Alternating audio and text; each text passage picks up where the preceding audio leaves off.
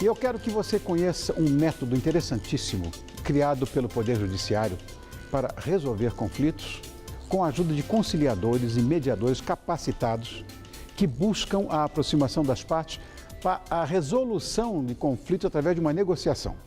Ou seja, o cidadão obtém orientações de como resolver seus problemas sem ter de ir ao fórum e entrar com um processo, você conhece o filme, né?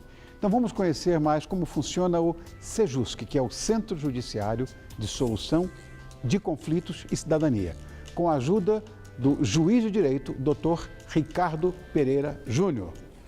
Doutor Ricardo, muito obrigado por ter vindo. Não precisa se levantar. Obrigado. Obrigado pela presença. Esteja em casa. Obrigado. Eu já tinha ouvido falar.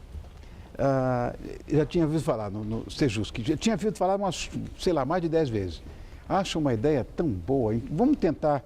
Porque hoje em dia, sei lá, existe muito mais facilidade para o cidadão resolver o problema sem precisar passar por toda essa burocracia, né, que a legislação, nossa legislação propõe, essa burocracia de processos, enfim. E uma das formas oferecidas pelo Sejusc, que é o Centro Judiciário, eu sei que é Sejusc, tem que ler, é o Centro Judiciário de Solução de Conflitos e Cidadania. Vamos explicar o que seria esse centro? A ideia do centro é justamente garantir o acesso à população a uma justiça mais rápida. Antigamente, a justiça só era acessível através de um processo. Né? Então, o sujeito tinha que entrar com o processo, e a presença do juiz, com o advogado. E, de um tempo para cá, nós nos preocupamos em dar atenção ao problema, mais ao problema do cidadão do que propriamente ao conflito, à petição, à apresentação de argumentos. Né? Então, o que nós fazemos? Nós abrimos o Sejusc justamente para que o cidadão possa procurar o centro, possa procurar ter o serviço de um conciliador que seja qualificado para resolver o conflito dele. Nós chamamos a parte contrária sem a necessidade da propositura de um processo e, através dessa negociação, a gente tenta eliminar o conflito entre as partes. O nosso viés, a nossa preocupação nem é tanto dizer quem tem razão ou quem não tem, mas principalmente hoje é justamente tentar sensibilizar as partes a respeito da necessidade de uma convivência num ambiente em que ambas têm um relativo direito, né? E dali que elas mesmas acabem construindo uma decisão comum de como elas devem resolver o conflito, né? Agora, esse conciliador tem que ser necessariamente um magistrado? Não, muito pelo contrário. Para nós é muito importante que a justiça abra as portas a outras profissões, né? Então, nós temos psicólogos, temos assistentes sociais. Que interessante, né? Isso. Sim, professores, Pensei que executivos. só os seus colegas é que poderiam estar nessa conciliação, porque existe sempre, quer dizer, a autoridade de um magistrado, a autoridade de um juiz numa hora dessa é muito importante. As pessoas até ficam meio, sim, meritíssimo, sim. Os caras já, de certa forma, ficam mais inibidos e acabam, de fato, fazendo acordo. Mas não é assim. Não, o objetivo é justamente o contrário. A gente tirar a figura do juiz do papel central e dar às partes ali, os atores principais da operação de como eles vão resolver o conflito entre eles. E como é que funciona essa conciliação? Basicamente, o primeiro passo que a gente tem é justamente quando a pessoa vai ao Sejusc e expõe o problema dela. A gente manda uma cartinha para a parte contrária, né? Mas a cartinha não é aquela carta estilo do fórum, cite-se, intime-se para comparecimento, não. A gente coloca na cartinha basicamente o seguinte: olha, existe um problema X a ser resolvido, estilo um divórcio, um bem que foi comprado com defeito. Existe uma sessão de conciliação designada para o dia X. Seria importante você comparecer aqui porque você vai poder evitar um processo se sair um acordo. Claro. Então, a gente já busca justamente o lado de se evitar um processo e não reforçar a ideia de que, vou procurar meus direitos, vou bater. Não, é justamente uma sensibilização a respeito da existência de um problema comum e a possibilidade de das partes se encontrarem num ambiente neutro para resolver esse problema. Existe até aquele clichê, né, brasileiríssimo, né, que vale muito mais um mau acordo do que uma bela demanda. Existe esse ditado no Brasil, né? Existe, mas o que acontece? Na realidade, quando a gente leva a aplicação da lei às últimas consequências, nós temos na realidade, a imposição da vontade do Estado sobre a pessoa. Sim, sim. Né? Agora, se nós chamamos a outra pessoa para uma conversa franca, sensibilizamos, olha, você tem razão, mas você também tem um percentual de razão. Vamos tentar traçar aqui uma linha em comum para que nós evitemos a propositura de um processo. O processo demora anos, claro, e a gente não sabe quando vai acabar e ele vai ser uma vontade imposta a outra pessoa. Mas existe alguma diferença em obter uma sentença e fazer uma conciliação? Assim, basicamente a gente poupa tempo, poupa dinheiro.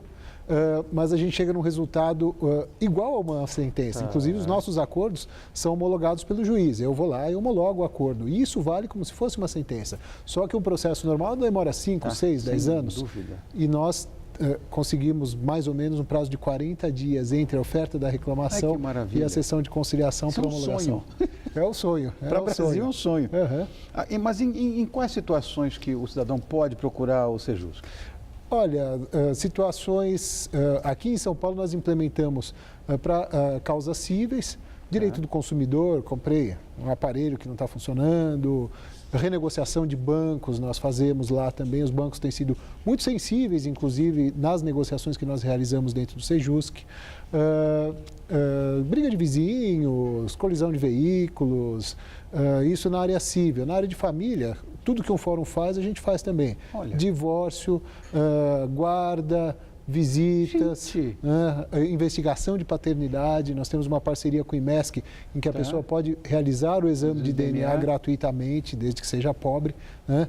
Mas tudo isso num prazo bastante rápido e com a possibilidade das partes negociarem. Vamos divulgar isso, doutor Ricardo. Vamos divulgar ao máximo essa história, porque eu acho que vale a pena. Eu estou aqui meio que em encantamento por essa história, que a gente ouviu falar muito, mas não sabia que funcionava neste nível de magnitude. Funciona. A título de exemplo, eu trouxe aqui de cabeça, assim, nós fizemos mais de 1000 sessões de conciliação no mês passado. Mês passado? No mês passado. E tivemos aí por volta de 84% de acordo no geral. Na área de família, por exemplo, que é uma das principais ali, e as que justamente mais importunam, porque, assim, às vezes a gente pode não ter processo no civil, mas todo mundo um dia teve ou vai ter algum problema na família. Morreu alguém, precisa do inventário, ou aconteceu uma tragédia, tem que se divorciar. Vai tropeçar na área de família. Lá a gente consegue 94% de acordo. Tudo isso seria processo que seria proposto no judiciário, mas que é resolvido dentro do Sejusc de uma forma muito ágil, num tempo muito curto e sem custo nenhum para a população em geral. Que maravilha! Mas tem que ter uma documentação necessária para entrar no Sejusc? Não? Sim. O que acontece? A parte tem que apresentar os documentos relevantes para o tipo de conflito dela. Isso é apresentado para o conciliador no dia da apresentação da reclamação, e depois a parte retorna com esses mesmos documentos no dia da sessão de conciliação. Mas essa documentação é obtida de que maneira? A própria parte traz. Sim, mas como é que ele obteve isso? Nós passamos... Não precisa passar pela área jurídica? Não precisa passar pela área jurídica. Nós passamos uma orientação, olha, o seu caso aqui, por exemplo, é uma questão de guarda, então tem que trazer a certidão de nascimento. Entendi. Tem que trazer a certidão de casamento, se for o caso. Vai se divorciar, a certidão de casamento, os bens que foram adquiridos durante o casamento. Isso tudo vai ser colocado no termo de audiência. Coisa boa. Agora, se um dos lados não aceitar o que foi decidido, sei lá, de repente, fizeram a conciliação, mas de repente vai para casa e dá para trás. Se ele se recusar a comparecer, por exemplo, na mediação, deve ter um conflito desse também, mesmo se resolvendo em 94%. Sim, acontece. A gente tem duas situações. Se o sujeito não comparece na conciliação, aí a parte que está com um problema não tem outra alternativa senão entrar com o processo perante a justiça tradicional. Não tem muita alternativa. Agora, o que é mais bacana, quando a parte faz um acordo, justamente por ali ser uma manifestação de vontade de duas partes, como se fosse um contrato mesmo, ela é muito respeitada. Então, a gente tem um índice de menos de 6% de descumprimento dos acordos. Então, a gente, eventualmente... É irrelevante numa hora dessa. E esses 6%, eventualmente, se não forem cumpridos, também poderão ser executados no Poder Judiciário. Então, a gente não precisa mais entrar com o processo para discutir tudo aquilo de novo. Já está tudo amarradinho, então é só executar. Maravilha. E essa história da oficina Pais e Filhos, que eu ouvi falar também? A oficina de Pais e Filhos é um instrumento auxiliar do Poder Judiciário, mas vem dentro dessa filosofia do Sejusc. Porque tem o caráter pedagógico, educativo, tentar fazer com que as partes consigam assumir a preponderância na eliminação dos conflitos dela. E na oficina de parentalidade nós notamos o seguinte, muitas vezes a gente dá a sentença no processo de família, mas isso não resolve o problema. O sujeito continua com ódio da ex-mulher, a ex-mulher continua com ódio do sujeito. E a oficina de parentalidade, na realidade, é um trabalho paralelo, em que nós vamos dar um apoio para as pessoas que estão numa situação de cisão, de transformação familiar. A família, na realidade, ela não morre, ela não se extingue, ela continua, mas fica com uma outra cara. Fica uma família de um pai só ou de uma mãe só, né? E as relações, elas continuam no tempo, né? E nós tentamos ensinar essas pessoas de como elas devem lidar justamente com essa situação de rompimento daquela família e transformação da família original, principalmente frente aos filhos, que vão ser filhos para sempre, né? Então, tentamos abrir vias de comunicação, sensibilizar os pais a respeito da necessidade da existência dessas vias de comunicação para a boa educação dos filhos e para que eles mesmos também acabem tendo uma boa relação, não somente com o filho, mas também com o ex-cônjuge, com a pessoa de quem eles se separaram. Porque, olha, essa história de separações, normalmente, a parte fragilizada, eu sou pai com guarda de filhos. Uhum. Fui, né? Todos grandes e tal. Mas, continua sendo. Né? Mas quem cuida do menor, o curador de menores, né? Uhum. Ele hoje tem esse discernimento. Antigamente nós não conseguimos tirar o filho de uma mãe prostituída, drogada, insana mentalmente e tudo. Hoje a coisa mudou. Uhum. O curador vê com quem o menor vai estar numa situação mais correta. Sim. E esse tipo de coisa da jurisprudência me fez voltar a acreditar nessa história. Que antigamente o cara falava vara de família, eu digo, bom, o cara vai ter que dar $1 trilhão para a ex-mulher, vai ter que dar um apartamento por dia para cada filho, todo dia. É uma loucura, acabou isso. Infelizmente, a gente sempre vai ter um percentual de pessoas que não vai estar disposta a fazer acordo. Para esses, ainda existe o sistema de justiça tradicional que vai ser acionado, assim, mas a nossa mentalidade vem mudando, né? Hoje a gente lida com famílias com 2 pais, 2 mães, né? Exato. Então a gente tem que ter a cabeça aberta justamente para essas transformações que a nossa sociedade está experimentando. Doutor Ricardo Pereira Júnior, muito obrigado pela sua visita. Eu gostei dessa pauta, porque eu ouvi falar, ouviu falar, mas não sabe exatamente. Ouviu o galo cantar, mas não sabe em que galinheiro. E hoje eu estou muito impressionado com essa história, juro. Obrigado. Porque